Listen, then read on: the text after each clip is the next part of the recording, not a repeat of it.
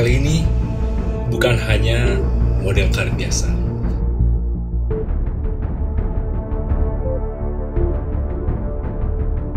Dan bukan cuma diecast biasa.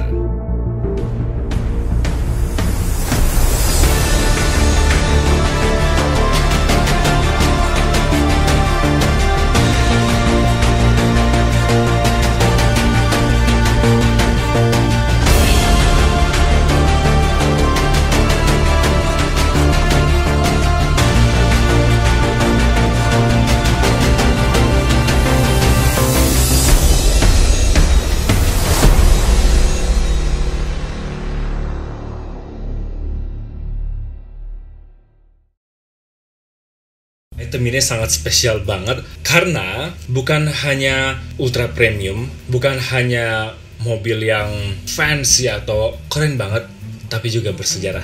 Ini adalah Ferrari 250 GTO dan ini berasal dari pabrikan model car JEC. Tapi teman-teman, yang gua herankan adalah JEC ini gue belum bisa nemuin sejarahnya dari mana. Karena setelah gue cari-cari dari manakah resin model ini berasal, itu masih belum bisa terlacak sebenarnya. Dan setelah gue cari-cari di beberapa forum, pada saat gue tanyain ini tuh asalnya dari mana, akhirnya ketemu ada orang yang bilang JEC itu sekarang udah berubah namanya menjadi JUC.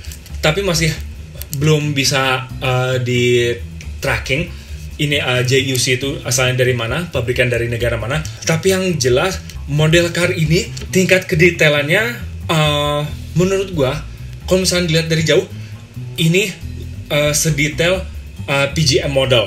Kalau misalnya teman-teman nggak tahu PGM model itu seperti apa, silakan search aja itu seperti apa. Dan ini yang menarik adalah limited edition karena yang gue punya ini adalah unit ke 199 dari 399 teman-teman. Oke, dan sebelum gue buka ini, sebelum gue liatin isinya seperti apa, gue mau bahas dulu nih Ferrari 250 GTO itu sebenarnya sejarahnya seperti apa. Ferrari 250 GTO itu adalah Grand Touring Car, diproduksi pada tahun 1962 sampai 1964 aja sebenarnya. Dan mereka ini hanya diproduksi sebanyak 36 mobil. Dan tentunya ini adalah mobil sport car karena dia cuma 2 pintu doang. Dan dia kalau misalkan kita lihat engine-nya, dia itu 3000 cc kalau misalkan dibulatkan. Tapi lebih tepatnya adalah 2953 cc. Dan dia SOHC pada saat itu, ya masih SOHC. Tapi sudah bisa menghasilkan 300 PS atau 300 horsepower atau tenaga kuda. Dan gearnya juga masih 5 teman-teman. Tapi yang gilanya ini adalah beratnya tuh cuman 800 sampai 900 kiloan. Dia tuh nggak nyampe 1 ton. Jadi 250 GTO ini debut awalnya adalah di 12 hours Sebring, belum nyampe ke 24 hours Le Mans. Kalau misalnya gue cari searching ya, waktu itu tahun 62 di 12 hours of Sebring itu dikendarai oleh orang Amerika yang bernama Phil Hill. Pada saat itu dia driver Formula One, kejuaraan Formula One dunia pada saat itu. Dan dikendarai oleh orang Belgia juga yang namanya Olivier Gendebien. Gua nggak tahu gimana cara ngungkapin namanya. Dan kemudian, ini menariknya teman-teman.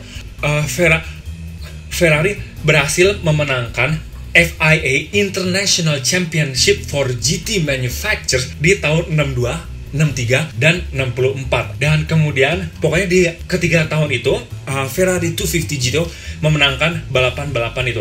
Dan juga memenangkan Tour de France Automobile di tahun 1963 dan 1964. Oke, nah sekarang saatnya the moment of truth. Let us reveal this model car. Kalau misalkan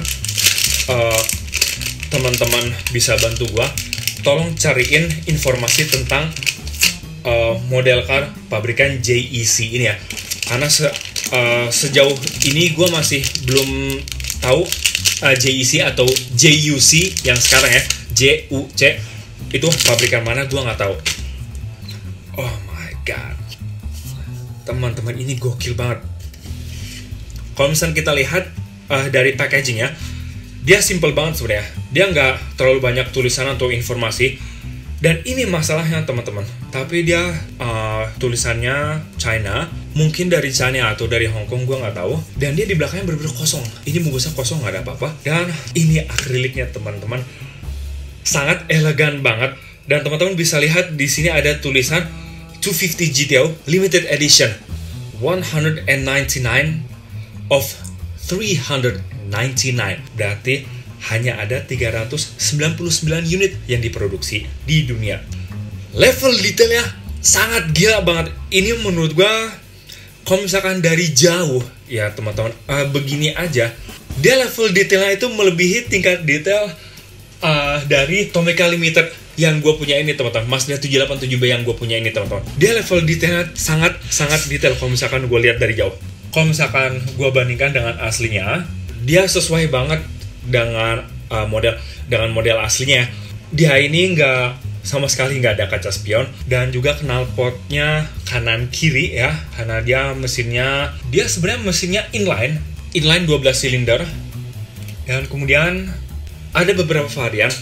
Pertama, kalau misalkan di real life-nya, dia ada yang pakai kaca spion kanan kiri, dan bahkan ada juga yang nggak pakai kaca spion teman-teman. Yang mana itu oke-oke aja.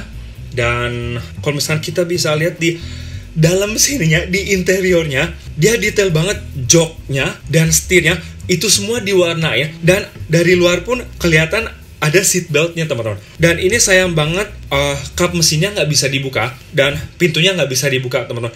Dan teman-teman kalau misalkan bisa lihat di sini, peleknya sangat detail banget. Sumpah ini detail banget, dan itu sesuai dengan real life. Ban belakang itu cenderung lebih tebal dibandingkan ban depan. Gue sekarang mau buka chassisnya dengan bodinya. Agak keras sebenarnya, oke.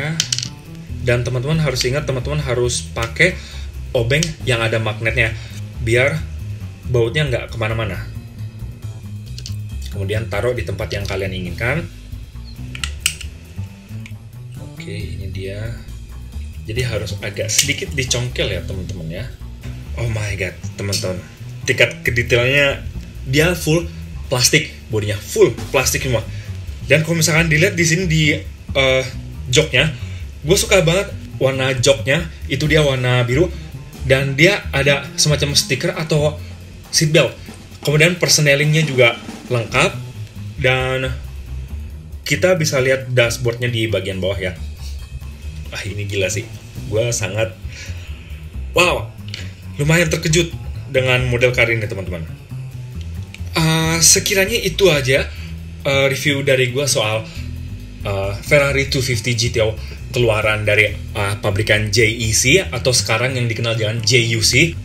Menurut teman-teman gimana nih? Ini patut diberi nilai berapa? Karena menurut gue ini patut diberi nilai angka 92.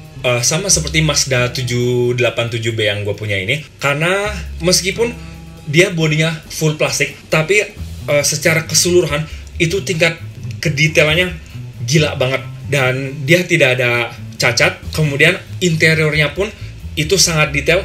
Bannya pun cukup akurat sebenarnya. Kalau menurut teman-teman gimana 250 GTO nih? Ini salah satu mobil favorit gue.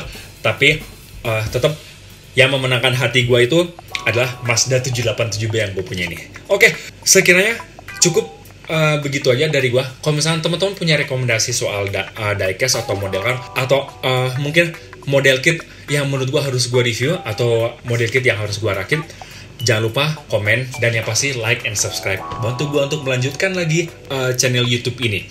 Oke, cukup kalau gitu review dari gue soal model car ini. Gua Fahmi Yusuf dari Diomare Miniatures, signing out.